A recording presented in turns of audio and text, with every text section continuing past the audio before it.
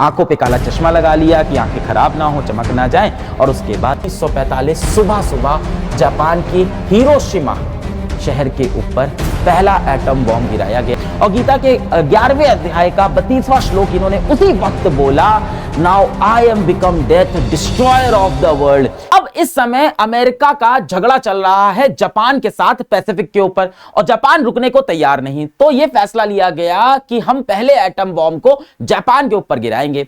तो ये जो वैज्ञानिकों के दल के नेता थे, मैनहट्टन प्रोजेक्ट के जो नेता थे रॉबर्ट ओपेनहाइमर, इनसे कहा गया कि जापान पे एटम बॉम्ब गिराना है। ओपेनहाइमर ने कहा कि इसके पहले एक बार इसका परीक्षण कर लेते हैं। परीक्षण करना मुश्किल इसलिए था अमेरिका के लिए क्योंकि बहुत पैसा खर्च होता है, तो इतना महंगा यूरेनियम खराब हो जाएगा। खैर एनीवे सब लोग तैयार हो गए, एक बार परीक्षण करेंगे।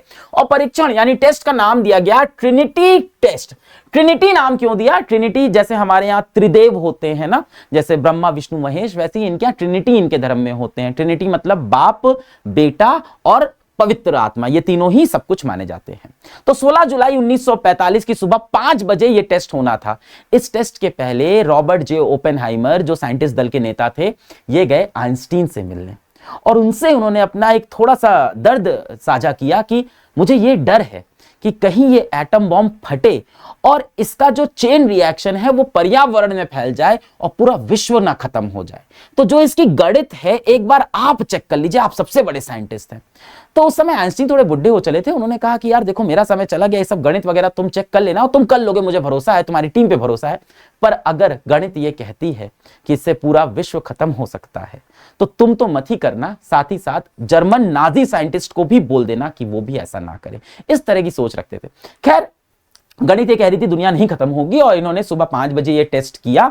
और टेस्ट के साइट से 9 किलोमीटर दूर सारा ये मैनहट्टन प्रोजेक्ट के साइंटिस्ट और कुछ आर्मी वाले बैठ गए, आंखों पे काला चश्मा लगा लिया कि आंखें खराब ना हो, चमक ना जाए। और उसके बाद दुड़ूम और 45,000 फीट तक इसका धुआं गया।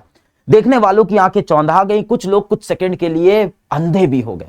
रॉबर्ट ओपेनहाइमर ने देखते ही जो सबसे पहली लाइन बोली वो श्रीमद् भागवत गीता थी। ये गीता के बहुत बड़े दीवाने थे। सिर्फ गीता पढ़ने के लिए उन्होंने पूरी संस्कृत भाषा सीख डाली थी।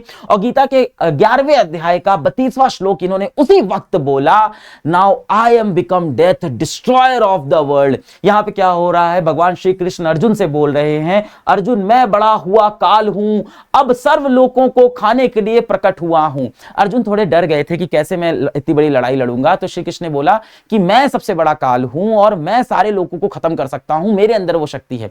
आप ये सोच सकते हो कि ओपेनहाइमर को एक तरह का गिला, एक तरह का उनको ये पछतावा होने लग गया था कि उन्होंने ये क्या बना दिया जिससे पूरी दुनिया खत्म होगी।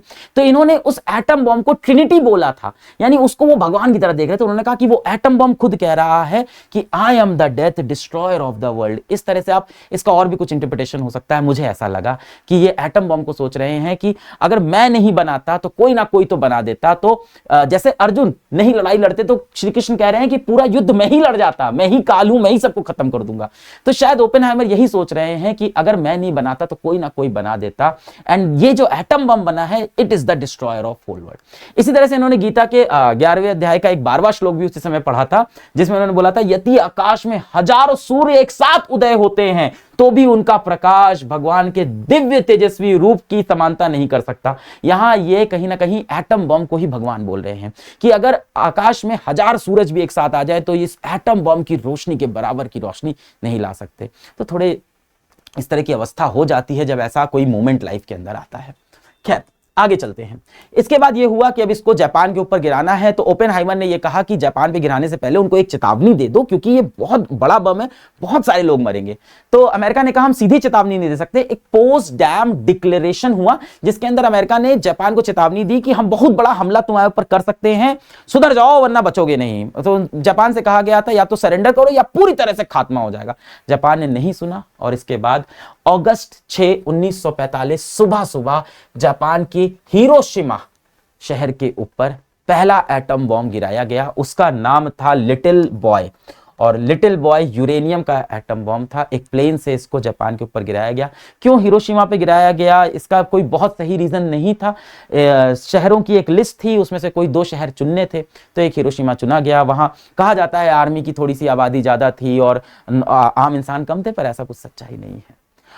इसके बाद जापान नहीं सुधरा। जापान ने तब भी विश्व युद्ध के अंदर सरेंडर नहीं किया। तो 3 दिन बाद अगस्त 9 को नागासाकी के ऊपर दूसरा एटम बॉम्ब गिराया गया। इसका नाम था फैट मैन और यह प्लूटोनियम से बना। इस तरह से यूरेनियम एक बहुत भारी धातु है, वैसे प्लूटोनियम एक बहुत भारी धातु होता है और इसका भी न्यूक्लियर फिजन होता है और प्लूटोनियम से ज्यादा ऊर्जा निकलती है। तो ये 2 एटम बॉम्ब गिराए गए अगस्त 6 और अगस्त 9 में, और आज तक यही 2 एटम बॉम्ब हैं जो किसी भी लड़ाई में इस्तेमाल हुए हैं। इसके बाद कभी लड़ाइयों में एटम बम का इस्तेमाल नहीं हुआ। लगभग देखा जाए तो 2.25 लाख लोग सीधे रूप पे मर गए थे इन धमाकों के बाद, और रेडिएशन से ना जाने कितनी आने वाली इनकी जो जनरेशन थी, नस्लें थी, वो भी बर्बाद होने लग गई। इसके बाद जापान ने सरेंडर कर दिया और वर्ल्ड वॉर 2 खत्म हो गई। पर